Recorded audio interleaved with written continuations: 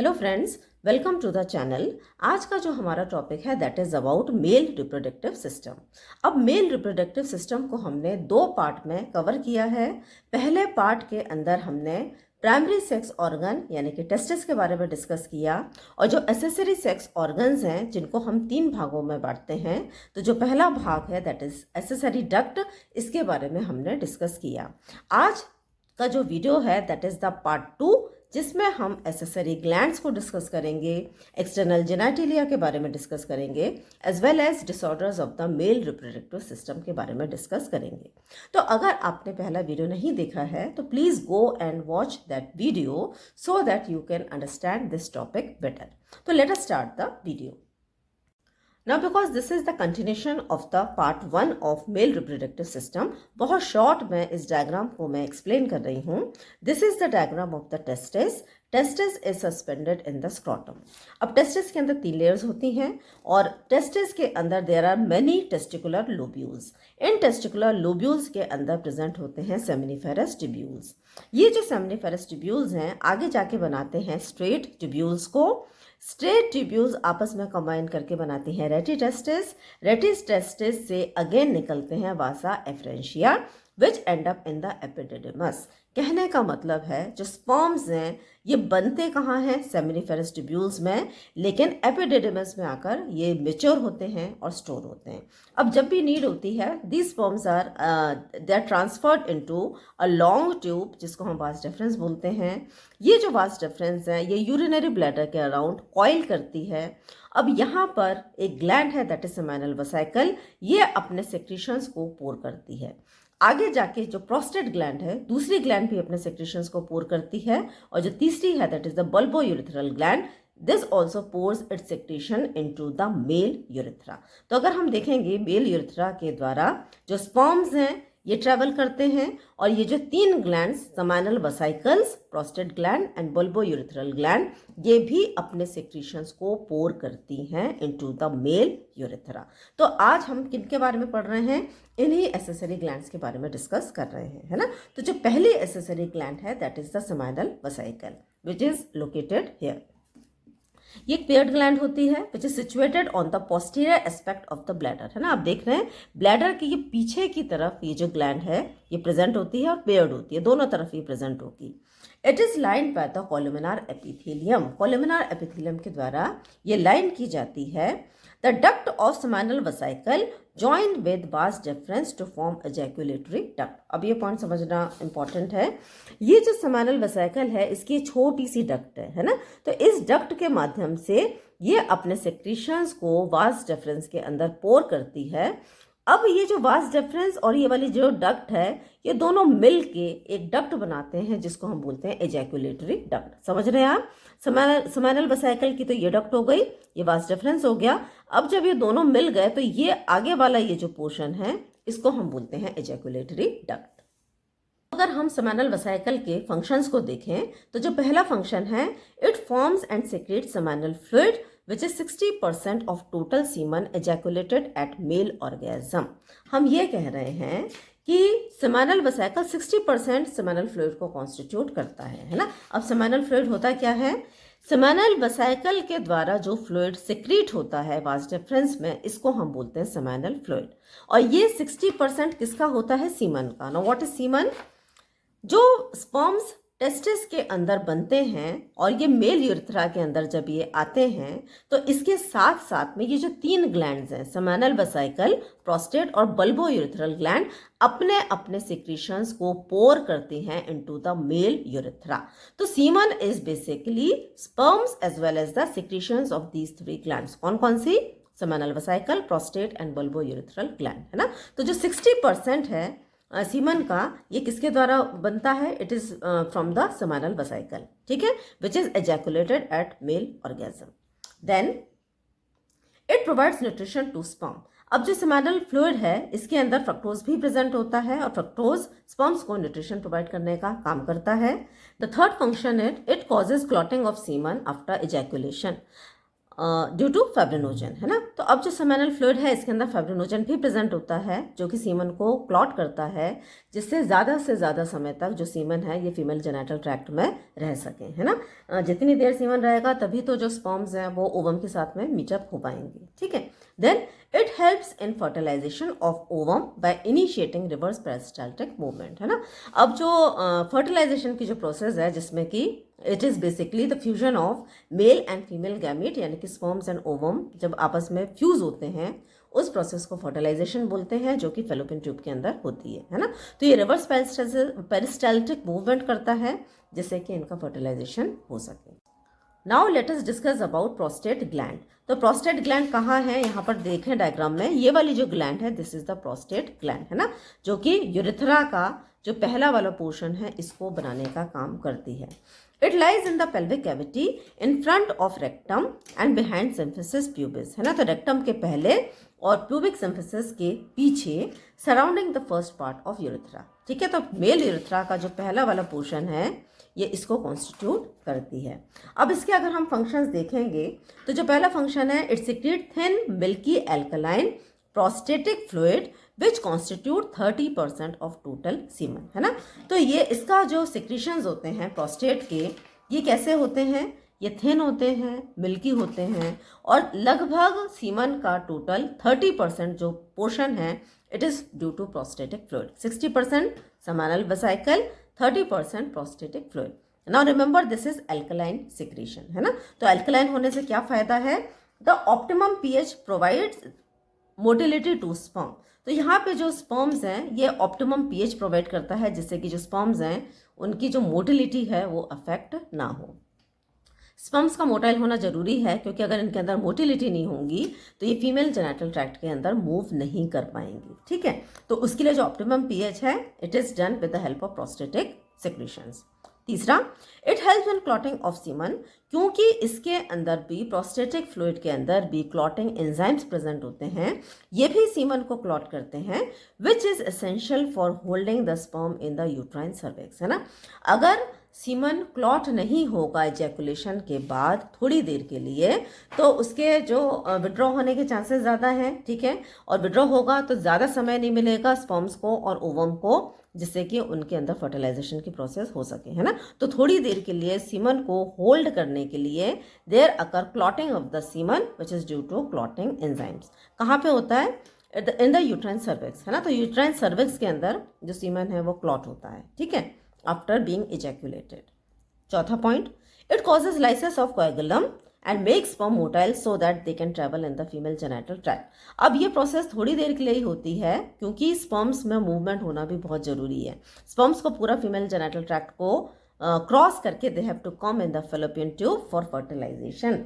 तो अब ये जो क्लॉटिंग है इसको तोड़ने का काम यानी कि फाइब्रिनोलाइसिस, लाइसिस ऑफ द कोएगुलम, तो ये काम किसके द्वारा किया जाता है, ये भी किया जाता है प्रोस्टेटिक फ्लूइड के द्वारा। क्यों, क्योंकि उसके अंदर फाइब्रिनोलाइसिन प्रेजेंट होता है जो कि कोएगुलम को तोड़ता है, लाइसिस करता है उनका, अगेन स्पर्म्स को मोटाइल कर देता है, उनको मोटिलिटी प्रोवाइड करता है जिससे कि वो फीमेल जेनिटल ट्रैक्ट के अंदर ट्रैवल करते हैं, फैलोपियन ट्यूब में आते हैं और वहाँ पर आकर देयर अकर फर्टिलाइजेशन, ओके।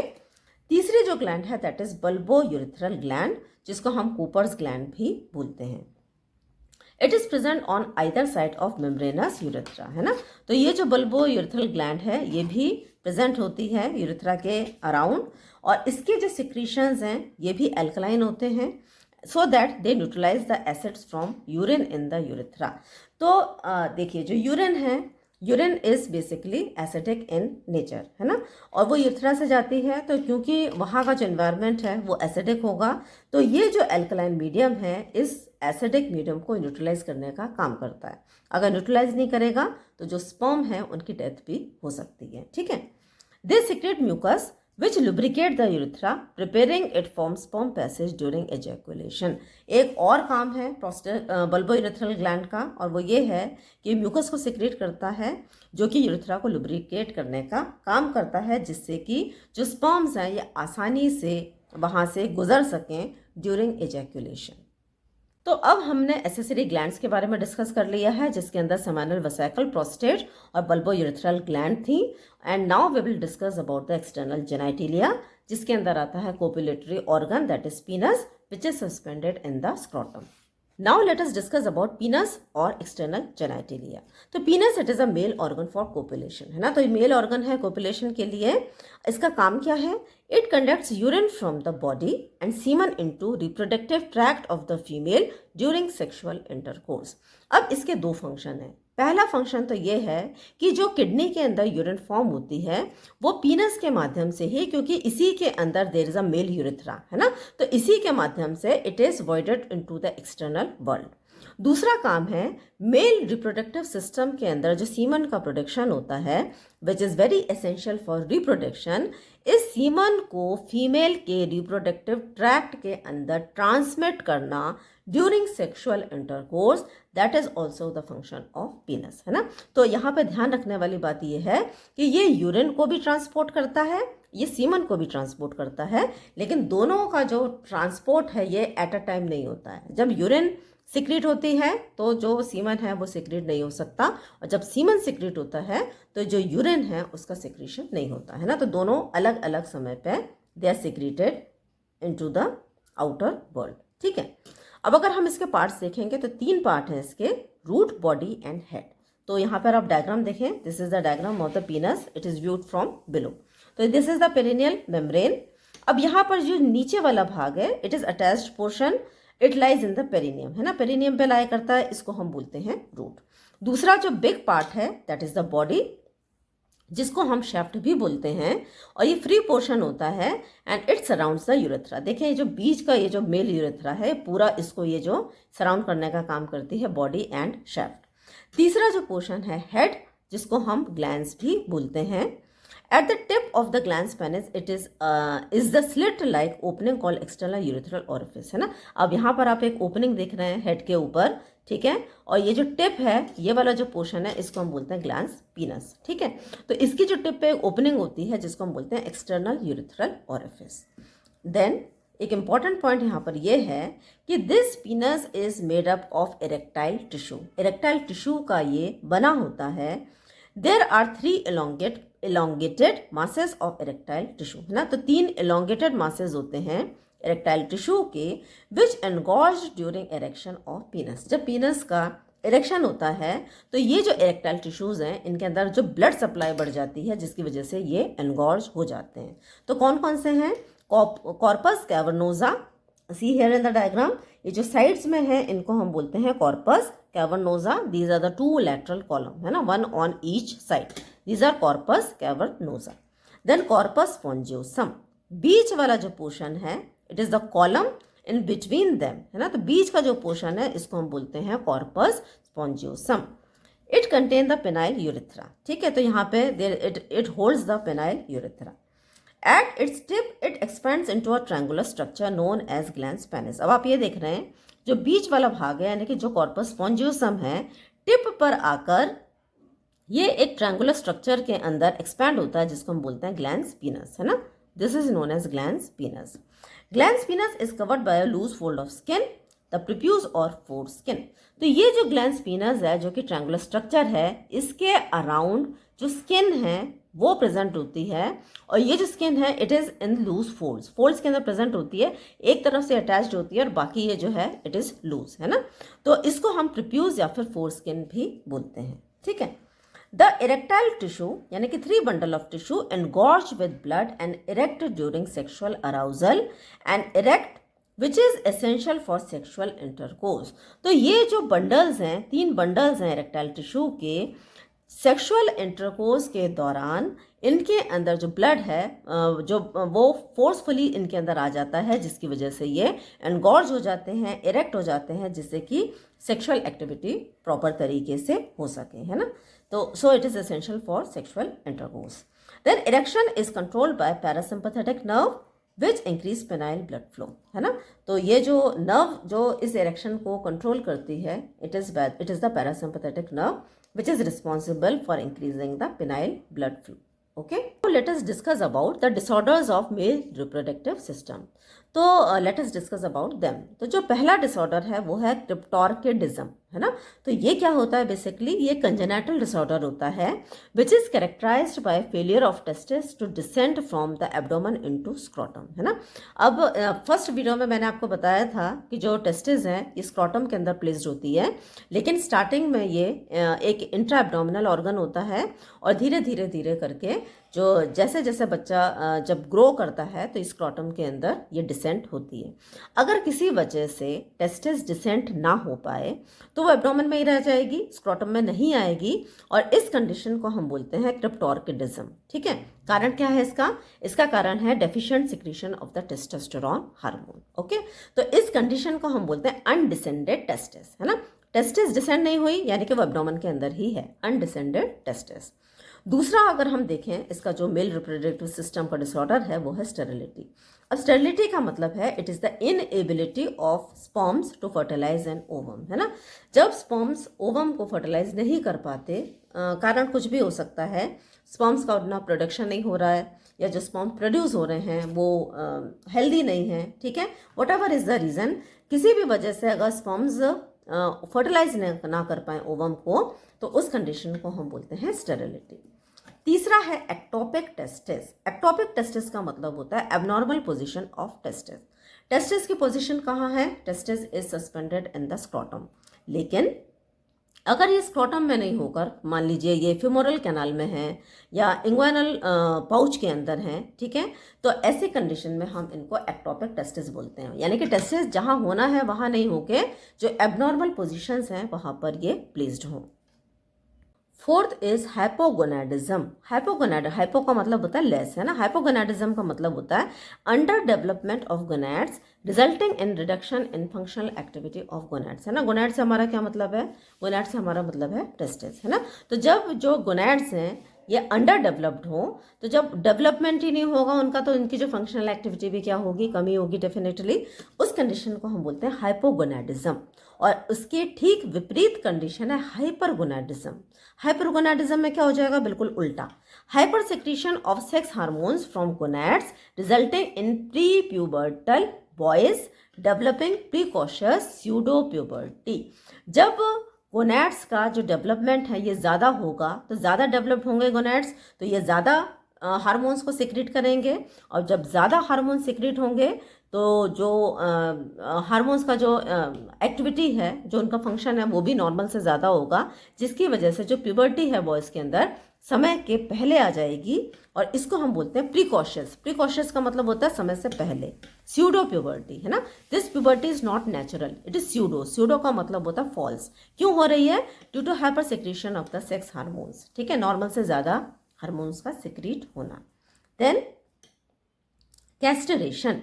कैस्टरेशन का मतलब होता है एक्सटर्पेशन, यानी कि रिमूवल ऑफ टेस्टिस। अगर टेस्टिस को रिमूव कर दिया जाए उस कंडीशन को हम बोलते हैं कैस्टरेशन, ठीक है।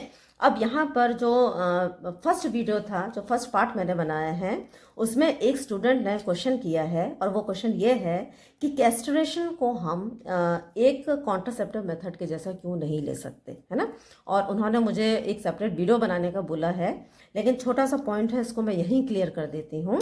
कॉन्ट्रासेप्शन के लिए हम कैस्टरेशन प्रोसेस को इसलिए नहीं इस्तेमाल कर सकते क्योंकि इसके कुछ साइड इफ़ेक्ट्स भी हैं। हाँ, डेफिनेटली बेनिफिट ये है कि कुछ कैंसर हैं, जैसे कि टेस्टिस का कैंसर हो गया, प्रोस्टेट का कैंसर हो गया, इनसे बचा जा सकता है बाय रिमूविंग द टेस्टिस, है ना। अगर हम ऑर्गन्स को रिमूव कर दें तो हम इनसे बच सकते हैं, थोड़ा बहुत इम्यूनिटी को भी ये बेटर कर सकते हैं, लेकिन डिसएडवांटेज ज़्यादा है। और डिसएडवांटेज ये है बेसिकली क्योंकि जो टेस्टिस है, टेस्टिस के दो इंपॉर्टेंट फंक्शन है, एक तो स्पर्म्स को बनाना, और दूसरा जो मेल सेक्स ऑर्गन है दैट इज एंड्रोजन्स, उनको भी बनाना, है ना, जो कि काफ़ी ज़्यादा मात्रा में टेस्टिस से बनते हैं। एड्रिनल ग्लैंड से भी बनते हैं, लेकिन ज़्यादा मात्रा में टेस्टिस से बनते हैं। तो अगर हम टेस्टिस को रिमूव करते हैं तो ओके, स्पर्म्स तो रिमूव हो जाएंगे, it is well and good, लेकिन साथ में टेस्टोस्टेरोन हार्मोन की भी कमी होगी। तो टेस्टोस्टेरोन की जो कमी होगी तो उस कमी की वजह से basically the person can go to psychological disorders हो सकते हैं, डिप्रेशन में जा सकता है। और टेस्टोस्टेरोन की कमी होगी तो जितने भी जो फंक्शंस हैं टेस्टोस्टेरोन के द्वारा जो किए जाते हैं वो भी नहीं हो पाएंगे। तो जब हमारे पास में एक बेटर ऑप्शन है दैट इज वेसेक्टमी, तो हम इस ऑप्शन के लिए क्यों ऑप्ट करें, है ना। तो जो कैस्ट्रेशन है it is not considered as a method for contraception. I hope जिनका ये क्वेश्चन था उनको ये समझ में आ गया होगा। देन नेक्स्ट पॉइंट पे आ जाते हैं हम, hermaphroditism. Now what is hermaphroditism? इसको हम इंटरसेक्स भी बोलते हैं। It is a condition in which individual show some features of male and some of a female. तो ये एक ऐसी कंडीशन होती है जिसमें कि जो पर्सन है उसके अंदर कुछ फीचर्स मेल के आते हैं और कुछ फीमेल्स के आते हैं। अब इसको भी हम दो तरीके से क्लासिफाई कर सकते हैं, true hermaphroditism and pseudo hermaphroditism. अब ट्रू के अंदर क्या हो जाएगा, both testis and ovary are present. एक ही पर्सन है उसके अंदर टेस्टिस भी प्रेजेंट है और ओवरी भी प्रेजेंट है, तो इसको हम बोलते हैं ट्रू हर्माफ्रोडिटिज्म। और फॉल्स क्या हो जाएगा, स्यूडो हर्माफ्रोडिटिज्म क्या हो जाएगा, gonad is of one sex, एक सेक्स का गोनैड है लेकिन जो एक्सटर्नल और internal genitalia is of opposite sex. मान लीजिए मेल का गोनैड है तो जो फीमेल का जो जेनेटिलिया होगा वो किसका हो जाएगा, फीमेल का होगा। या फिर फीमेल का जो गोनैड है तो जो मेल की वो है that will be external and internal genitalia that is of the opposite sex. इसको हम बोलते हैं स्यूडो हर्माफ्रोडिटिज्म, ठीक है। देन जो नेक्स्ट जो डिसऑर्डर है that is erectile dysfunction, that is inability to maintain erection during sexual activity, है ना। इट इज़ अ प्रॉब्लम, ठीक है, क्योंकि अगर इरेक्शन एक प्रॉपर टाइम तक मेंटेन नहीं होगा या नहीं हो पाएगा इरेक्शन, तो जो सेक्सुअल एक्टिविटी है इस पर असर देखने को मिलेगा, ठीक है। देन बिनाइन प्रोस्टेटिक हाइपरट्रोफी, जिसको BPH भी बोलते हैं, enlargement of the prostate gland compressing the urethra causing difficulty in urination. तो जब प्रोस्टेट ग्लैंड एनलार्ज हो जाती है, तो जब प्रोस्टेट ग्लैंड एनलार्ज होगी तो ये प्रोस्टेटिक यूरेथ्रा को कंप्रेस करेगी, और जब ये कंप्रेस करेगी जिसकी वजह से यूरिनेशन में प्रॉब्लम आएगी, यूरिन का रिटेंशन हो सकता है, जो पेशेंट है उसको बार बार यूरिन की इच्छा हो सकती है, नॉक्टर्नल यूरिनेशन हो सकता है, रात में बार बार यूरिनेशन की प्रॉब्लम हो सकती है। बट क्योंकि ये बिनाइन है तो ज़्यादा घबराने वाली बात नहीं है, इसका जो ट्रीटमेंट है ये बिल्कुल संभव है, ठीक है। Then prostate cancer, common malignancy in males. तो मेल्स के अंदर जो कॉमन मैलिग्नेंसी है दैट इज अ प्रोस्टेट का कैंसर, और treatment involves removal of the prostate gland. अगर ऐसा होता है तो ज़्यादातर डिपेंडिंग अपॉन कौन सी अवस्था में है हमें जो ग्लैंड है इसको रिमूव करना पड़ता है। Hydrocele that is the collection of fluid in the testis. Testis के अंदर फ्लूइड का एक्यूमुलेशन हो जाता है तो उसको हम बोलते हैं हाइड्रोसील। और जो लास्ट है दैट इज वेरिकोसील, यानी कि enlargement of the veins with in the scrotum. Scrotum के अंदर जो वेन्स हैं अगर इनका एनलार्जमेंट हो जाए तो उस कंडीशन को हम बोलते हैं वेरिकोसील, है ना। तो ये कुछ डिसऑर्डर्स हैं जो कि हमने आज इस वीडियो में पढ़े। तो आज इस वीडियो में हमने एसेसरी डक्ट के बारे में पढ़ा, एक्सटर्नल जेनेटिलिया के बारे में पढ़ा, और हमने डिसऑर्डर्स के बारे में डिस्कस किया। तो आई होप आपको वीडियो समझ में आया होगा। तो अगर आपको वीडियो समझ में आया है तो वीडियो को लाइक करें, चैनल को सब्सक्राइब करें, वीडियो को शेयर करें। Thanks for watching.